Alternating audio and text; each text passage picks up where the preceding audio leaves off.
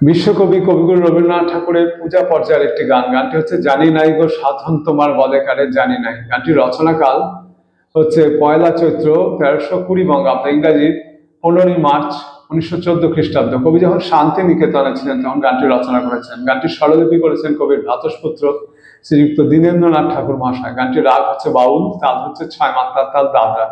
গানটির স্বরবিতানে 39 নম্বর খণ্ডে পাওয়া যায়। আমার শ্রদ্ধেয় শিক্ষক শ্রীযুক্ত সুব্রত সেনগুপ্ত মহাশয়ের কাছে গানটি শেখা। গানটি গেয়ে শোনাচ্ছি। জানি নাই গো সাধন তোমার বলে কারে জানি নাই, আমি ধুলায় বসে খেলেছি তোমার দ্বারে।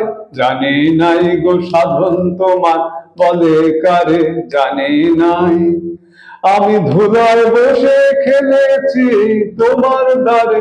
জানি নাই গো সাধন তোমার বলে কারে জানি নাই। অবদামি ছিলেন বলে যেমন খুশি এলেন চলে, অবদামি ছিলেন বলে যেমন খুশি এলেন চলে। ভয় করিনি, ভয় করিনি তোমায় আমি অন্ধকারে। জানি নাই গো সাধন তোমার বলে কারে জানি নাই।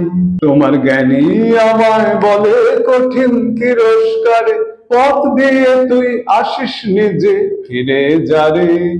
তোমার জ্ঞানী আমায় বলে কঠিন তিরস্কারে, পথ দিয়ে তুই আসিস নিজে ফিরে যারে। ফেরার পন্থা বন্ধ করে আপনি বাঁধো বাহুর ডোরে, ফেরার পন্থা বন্ধ করে আপনি বাঁধো বাহুর ডোরে।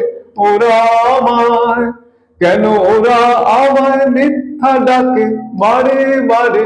জানি নাই তো সাধন তোমার বলে কারে জানি নাই, আমি ধুলায় বসে খেলেছি তোমার দ্বারে। জানি নাই তো সাধন তোমার বলে কারে জানি নাই।